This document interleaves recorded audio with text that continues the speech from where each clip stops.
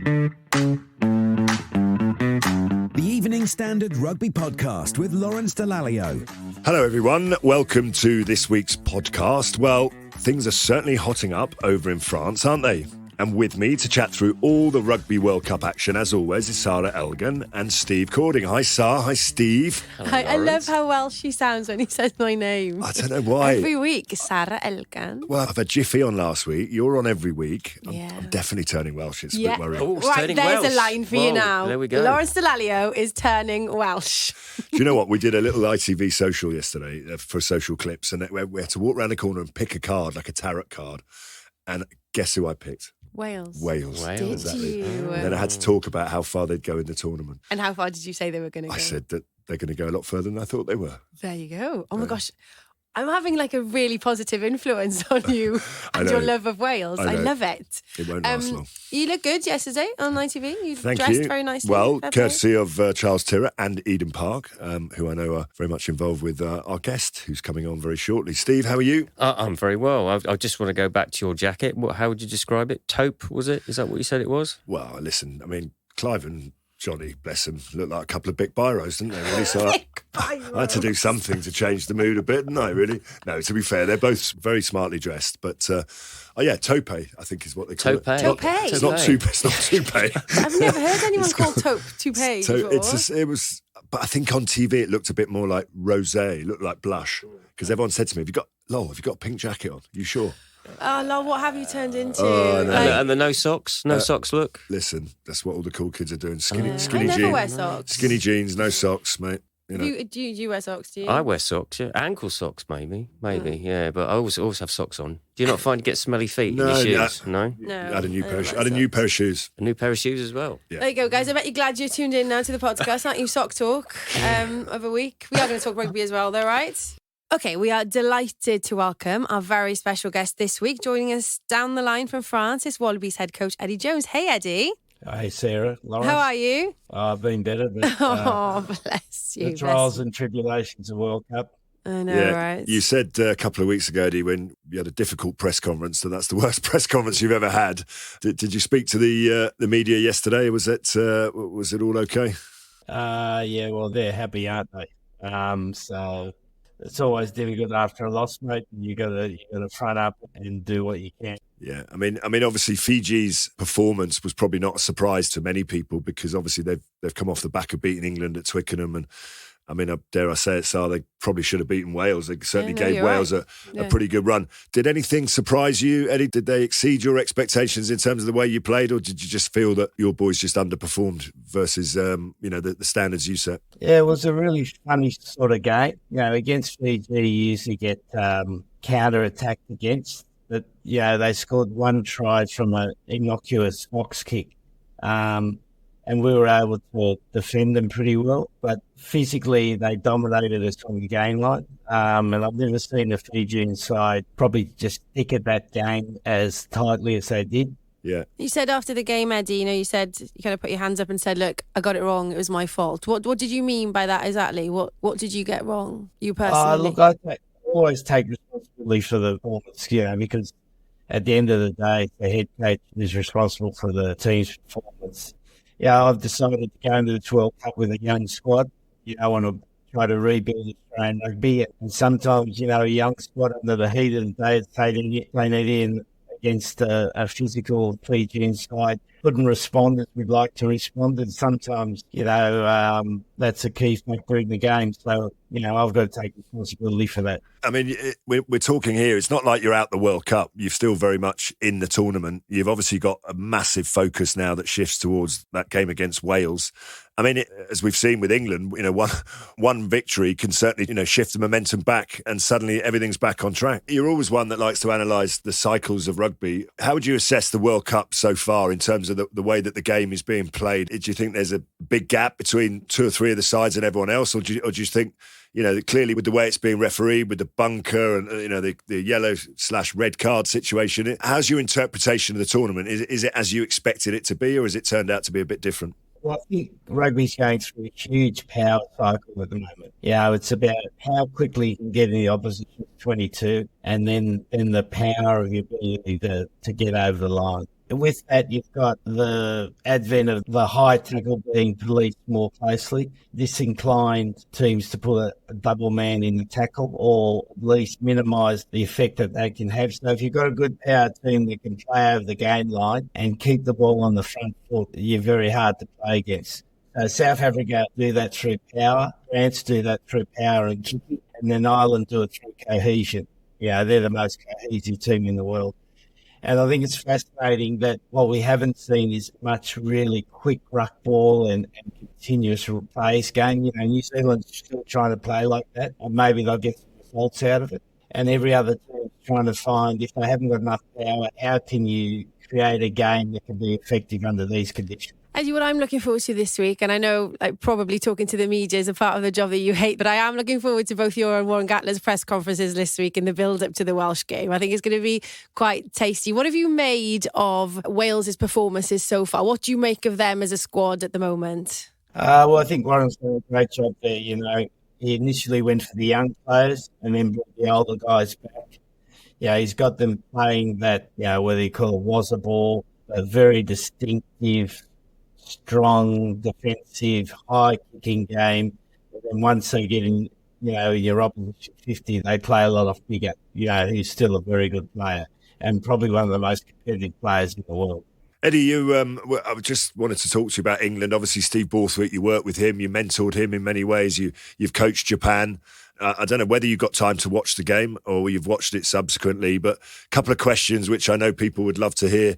I mean, you're there to coach Australia, you're head coach of the Wallabies, but what are your feelings when you watch England now? I mean, you mixed emotions because you've obviously worked with so many of those players, if not all of them. What did you reckon to the way that they ended up going against Japan? I think Joe Marler's probably got a contract with Brighton now. I didn't think there's anything in his head, but clearly. Well, definitely enough to make the ball go forward. Well, I thought that, you know, that was a fascinating game. I watched a little bit of it this morning. Well, 53-minute mark at 12-9, and Japan's playing, you know, being able to play that quick ruck, move the ball quickly, and they had a lot of times they had England on the back foot, and England struggled to get on the front foot. And it was interesting. England tried to shift the ball a lot more than they have been, with some good success because Japan tend to defend really tight.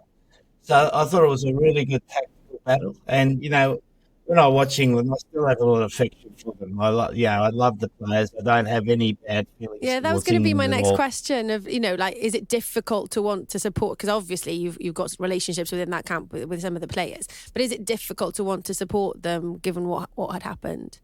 No, not really. Look, I had a great time there, 7 years. Like, imagine Australian coaching 7 years. England, like, it's the most sort of contradictory relationship you can ever have in the world. So, yeah, and I loved it. And, you know, it had some good success and it didn't end well, but it very rarely ends well.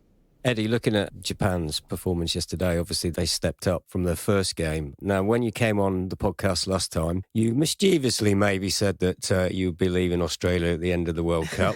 Caused a few... Don't get him into trouble. Caused a few headlines back in Australia. I think your tongue was firmly in your cheek when you said it. But there are suggestions now that Japan job could be yours if you want it at the end of the World Cup. Any unfinished business back in Japan for you? Oh, the only thing I'm worried about at the moment is Wales. Yeah, I've got nothing. You knew the answer you were going to get to that. I had a feeling you'd say that, yeah. Quite right too. Okay, so England face Chile next Saturday then. I mean, that's going to be pretty straightforward, you'd imagine, Eddie, right? Yeah, I've been quite disappointed with the bottom 8 teams of the World Cup. You know, I thought the last World Cup they had improved a bit. I think it goes back to what I was talking about, you know, the power part of the game. It's hard for those smaller teams to compete. So the bottom 8, I think, definitely dropped off a little bit. How do you change that? I mean, there was the leak, wasn't there, from the French camp this week that they don't want possession for more than 20 seconds. If they don't get what they want in that 20 seconds, they just kick and reset. And you're talking about this power game and the average time of ball. I mean, England were doing it last night for about 60 minutes. You know, you go through 1-2 phases and then in kick. Is there something that can be done about that? Because obviously as a spectacle, you want to draw the fans in more and that kind of game just isn't going to do it, is it? Yeah, can I just tell a little story there? So I was in a brasserie in Paris last week and this very well-dressed Frenchman comes up to me. He says, "Oh, you're the coach of Australia." He said, but I love France. I've fallen in love with French rugby again, he said, because they've gone back to running the ball from everywhere. Yeah, and so the French, as you know, the stats show they're the highest kicking team in the world. But because they have the pomp and they have such great counter-attacking skills, they get away with playing the kicking game without being criticised. The game is so difficult now to keep the ball for long periods, unless you're like Ireland where you train all year and you're so cohesive, your support player works in synergy with your ball carrier. Yeah, we had a bit of dislocation between our ball carrier and support players, and we got penalised heavily for it. So I think the solution is to make the game more continuous. And what we've done is made the game more discontinuous. The average ball in play in a game of rugby is 30 seconds. The average ball out of play is 70 seconds. So it's like we're playing a mini NFL game. We've got 30 seconds brutal power and then 70 seconds to recover, which encourages teams to have big, powerful players play just as you said how France are playing. And if you haven't got those players, you've got to try to manufacture a different way. It's funny, isn't it, Eddie? Because New Zealand were very similar to that. You know, if you looked at New Zealand a few years ago, everyone thought, they play this amazing brand of rugby, so entertaining. But they actually kick the ball in their own half so much and then have a high press, similar to what France are doing. But because they've got so many amazing runners outside of that, the perception is very different to what actually the stats show. That's very true. And it's interesting, I reckon, New Zealand this World Cup are trying to go back to playing a more continuous, faster ruck game and see if they can break the game open. I think there's still the ability to do that. But the way the referees are refereeing the breakdown, again, it makes the question. Well, I was just saying last night, with you being turned over maybe 6-7 times at the breakdown, it's a high risk, isn't it? It's seriously high risk. Yeah, and you've got so many people who are good over the ball now. You go back 10 years, Lawrence, and maybe 3 players could jackal. Yeah. And now, in the top team, you got 15 players who can all jackal. The French fullback's good as jackler as anyone in the game. Sadie, it's your 5th World Cup, the 4th as head coach, yeah? You've been to 3 finals, so, you're a man who knows what you're talking about, clearly, when it comes to World Cups. So if not Australia, who would you like to see in that final, and who do you think will be in that final? Well, I think possibly the best 2 teams at the moment, the way the game is France and South Africa. They both play a power game, high kicking, good counter attack. Both have got, feet and the ability to move the ball into space. So I think that'd be a fascinating final. Do you think the cohesiveness of Ireland if they can keep 1 or 2 players fit, as in their scrum half, Gibson Park's really crucial, and to their tempo? And I think obviously Johnny Sexton, well, he's so key. But do you think their cohesiveness can overcome that power game? Well, I reckon that's the big challenge, mate. And Tonga almost showed it for 20 minutes. Yeah, that they upset them with their power. Yeah, and you see Tonga, Japan, even us, we can do it for a certain period of time, but can't do it for the full 80 minutes. But I think from a rugby perspective, I think that's the most interesting part of the World Cup.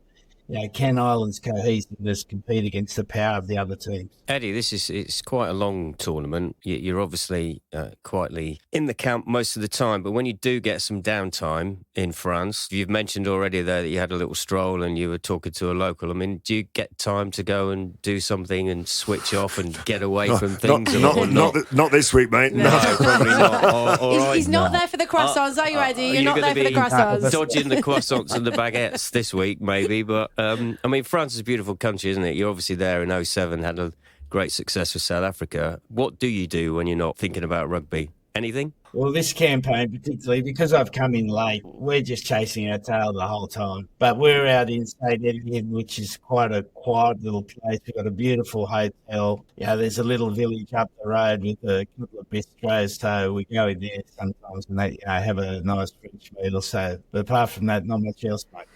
As you said, you're chasing your tails. So obviously your approach is different with Australia than it has been, therefore, with the other teams that you've taken to the World Cup.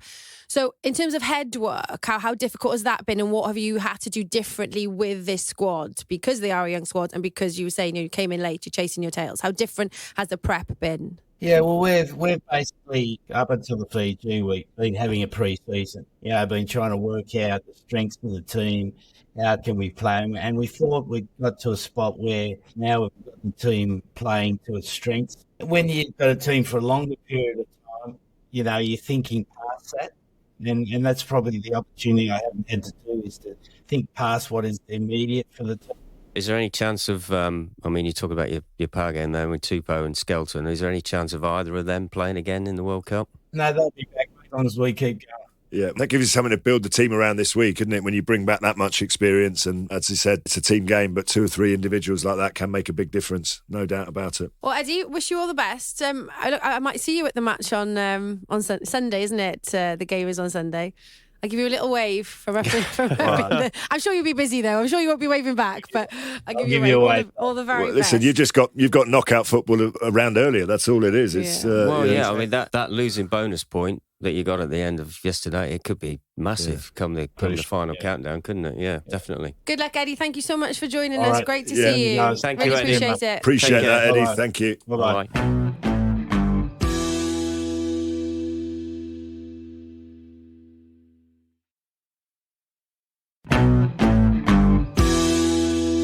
How good was it to hear from Eddie Jones there? Well, do you know what? I mean, aside from his disappointment, his knowledge of the game, what he was talking about, the power game, and the fact that, everyone on social media last night was having a go at England for kicking the ball so much, right? Including myself, really, because I couldn't quite understand, other than the Freddie Stewart try, which I get, when you get into that attacking zone and you got an opportunity and you nail it like George Ford did, great. But we were playing like 2-3 phases, then just kicking the ball. And it looked like we were kicking it aimlessly. But when you listen to what Eddie said there around the way the game is being played at the moment, if you haven't got the power, and let's be honest, England are underpowered up front. Billy Vunipola at his very best is probably our strongest ball carrier. We do not have the sort of carriers that say even Ireland, South Africa, France have. It's no wonder we're kicking. So it's fascinating to hear his. Well, going back on what you're saying, though, I mean, this is the whole point of what we've tried, obviously, to get some England players to come on. Now, I'm not being critical of the RFU. This is the decision that they've taken, is that they don't want them to speak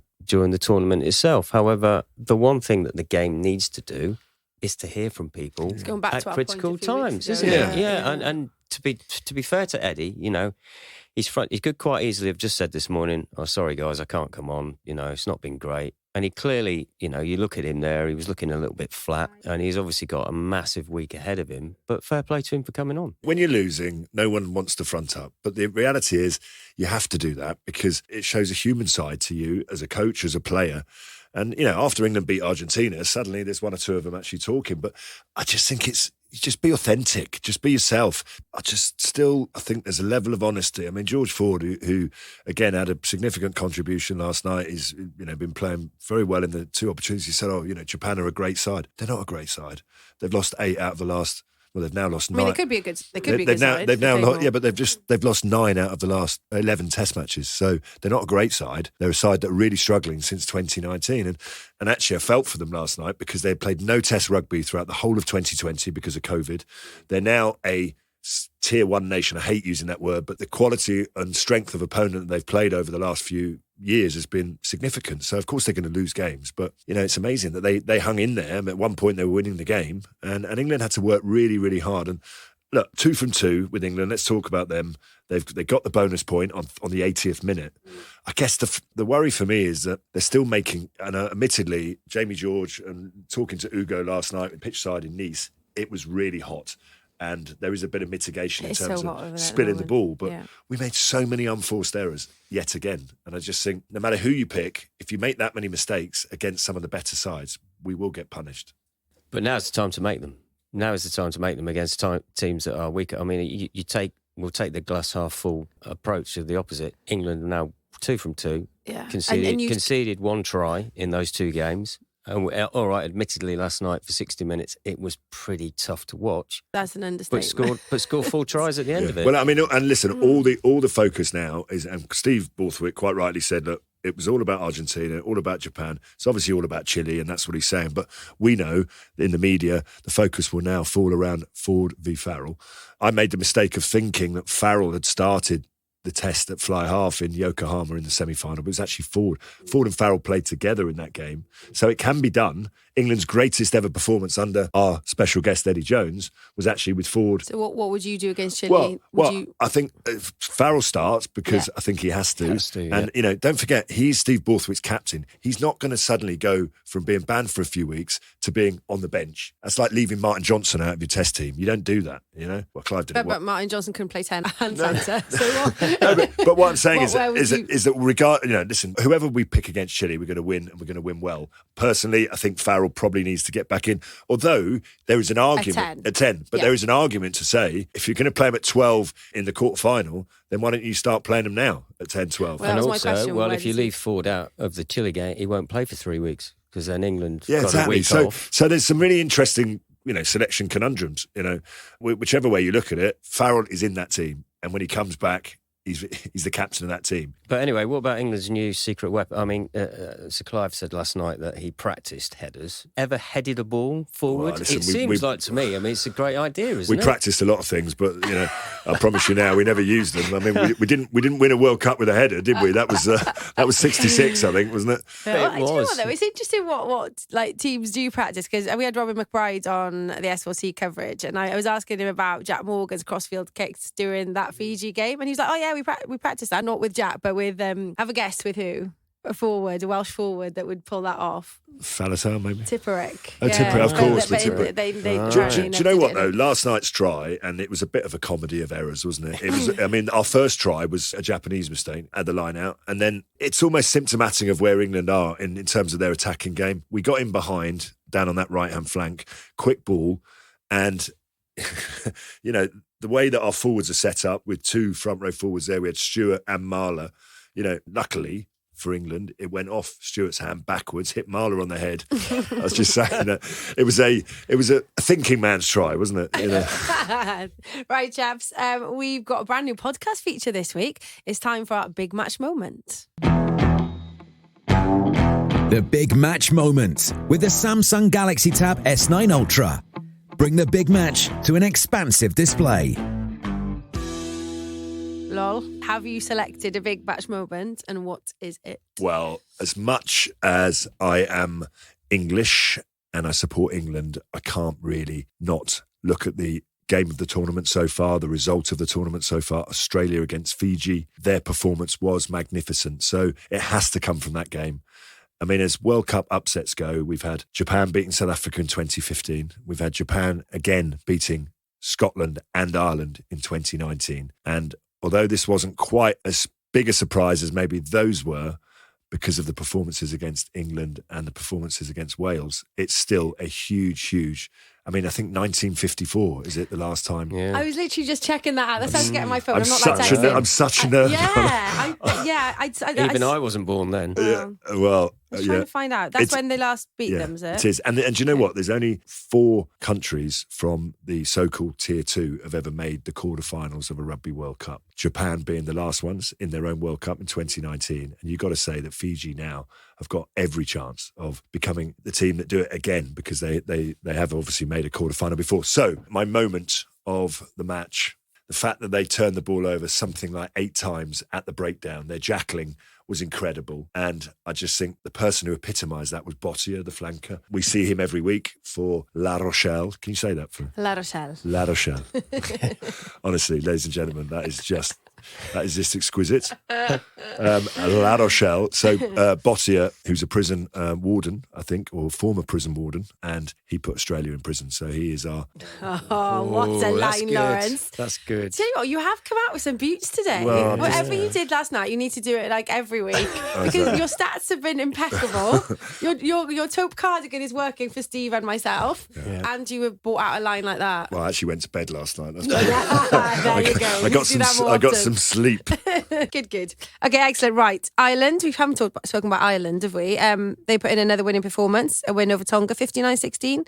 The final score, a big old game for them on Saturday. That is massive against South Africa. It's going to be a crazy game. Well, let's just reflect back. I mean, they are a well-oiled machine, aren't they, really? If you look at this week, Eddie mentioned France, who made so many changes. Their performance against Uruguay was disjointed, verging on a bit chaotic, really. But if you look at the performance of Ireland, and let's, big shout out to Johnny Sexton, who's now overtaken Ronan O'Gara. I wonder if those two have spoken. I mean, there's a little. I'm sure they have. Of course they have. But I mean, interestingly, a lot of eyebrows raised when Andy Farrell named his team, going with Sexton again, going with the strongest possible team to start with, not making too many changes. But actually, I thought they were magnificent.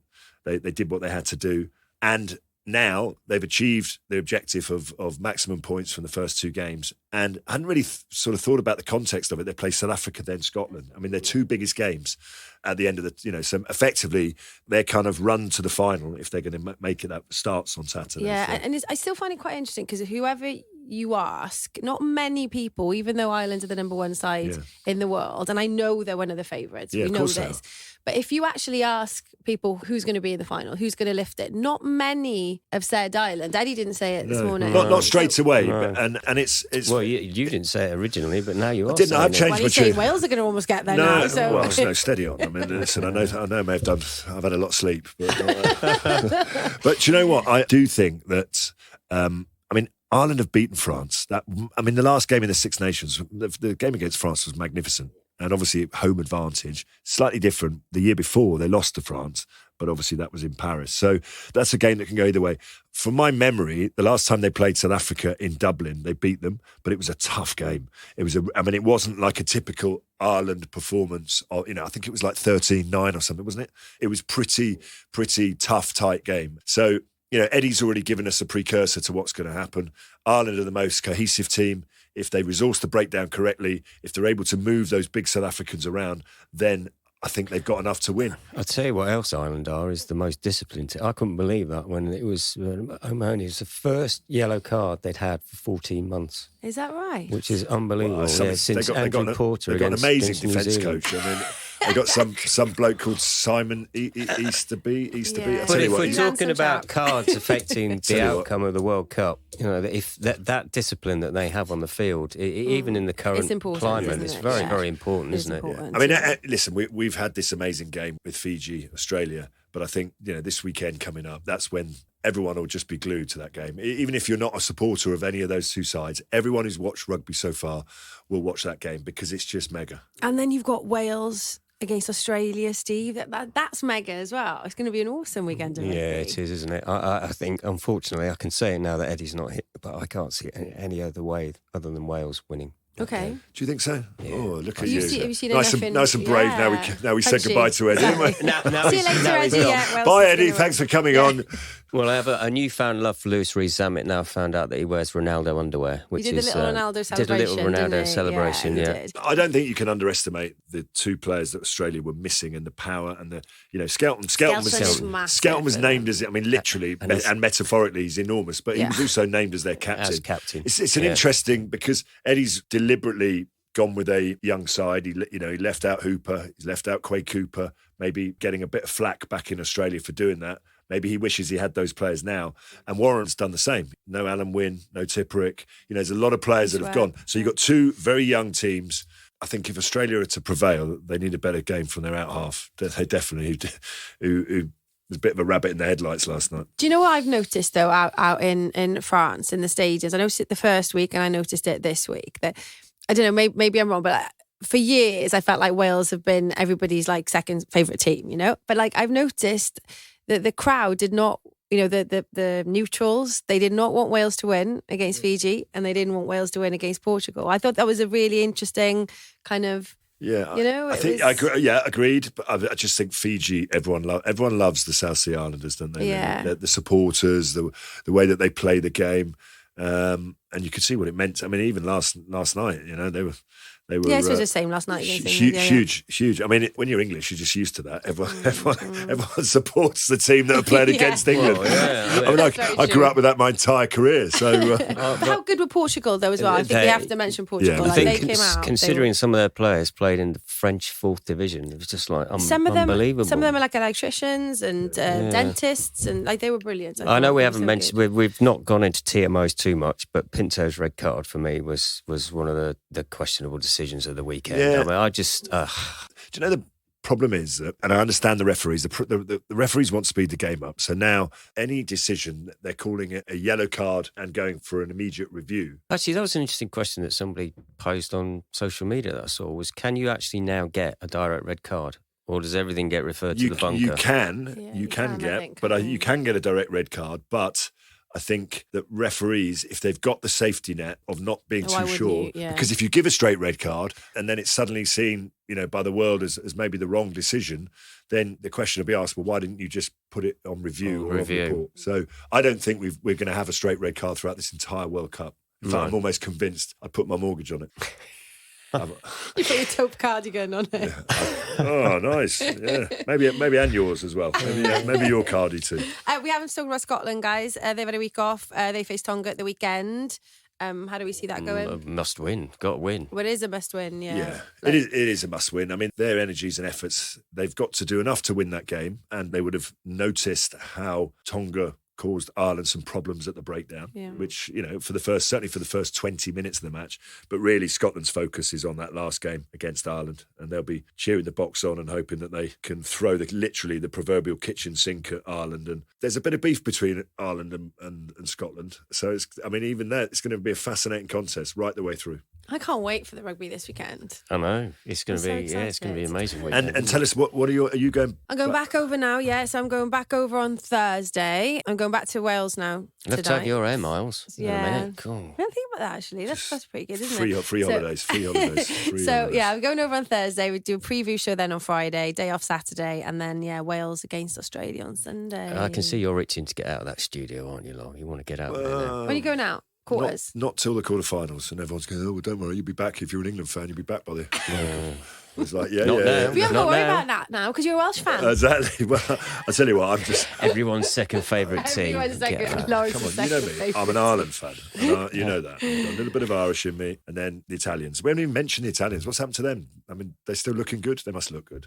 They must look good. They always look good. They always have the best kit. They're up first this week, aren't they? Wednesday game against Uruguay. Yeah. And if you look at all the pools in the World Cup at the moment, Six Nations team leads every single pool. Oh. Wales. Yeah. Ireland. Yeah. England and France. I hope that's right. I hope that it definitely is right. No, it is. Right. It is right. But if you look at the Rugby World Cup, it's got South Africa 3 times, New Zealand 3 times, Australia twice. And yes, all right, once. Lawrence. I was just pointing it out. I know. It's good to look at the moment. It's good to look, and let's hope it continues because it would be nothing better than for all of us if we have a new name on the Rugby World Cup. Yeah, that would be so good. Definitely. Okay, well, now it's time to check in with the Evening Standard's rugby correspondent. Nick Purewal is out with the England camp. Nick, how are you? Hi, Stephen. Very well. How are you doing? I'm very well, Nick. Hope you survived the heat that you seem to be suffering in Nice last night. I did, but the weather has turned and the wind and a little bit of rain has swept in on our return to the Touquet. It was a bit of a shock to the system after it being sort of 28, 29 degrees in Nice. Is that a valid reason for what the players have been saying about the handling errors? Do you think that's fair enough that it was that humid? It was a bar of soap ball. Well, I mean, that is the case, but they're not handling it as well as other teams would do. They're not coping with that as well as others. But, they've been fairly honest about their situation, which is that they're still a work in progress. I mean, whether they should still be a work in progress is another matter. They've had plenty of time to get it together now. And this idea that attack is the last thing to come is fine, except for the fact that the Barbarians can put something cogent together in a week when they're on the booze as well. And I know that's a different fixture with a different intensity, but it is a pointer. And I think what we're seeing is it's a limited team coming to terms with its mediocrity. And when they come up against somebody good, they'll either raise their game or they'll get turned over. Have you bumped into Owen Farrell at all? He would strike me as probably being a bit of a caged tiger at the moment, isn't he? Probably desperate to play. Yeah, I think what's interesting about Farrell is that in the last 6 to 9 months, he's been more relaxed than ever in every respect. And certainly in terms of the rugby, he's been very relaxed and he still is. But I think you'll see a man possessed when he gets the opportunity to get on that pitch because he'll want to make a statement. And I'm pretty sure that will be this weekend. I think he will play. I think in this week, I think we'd see Farrell at 10 potentially and Marcus Smith maybe even start at fullback, something like that. I think we'll see Ford Farrell when it comes to it, 10-12, because I think the shapes they're playing and everything they're doing are absolutely predicated around Ford having Farrell at 12 to add that extra kind of layer of attack to build that sort of cascade system. What we're seeing really, I think, is an opportunity for England to go back to 2019 very much the game plan that took them to the final. I don't think that's the stupidest thing in the world from Steve Borthwick, because he was involved in that coaching cycle. A lot of these players are involved in that coaching cycle. It's a game plan they know very well.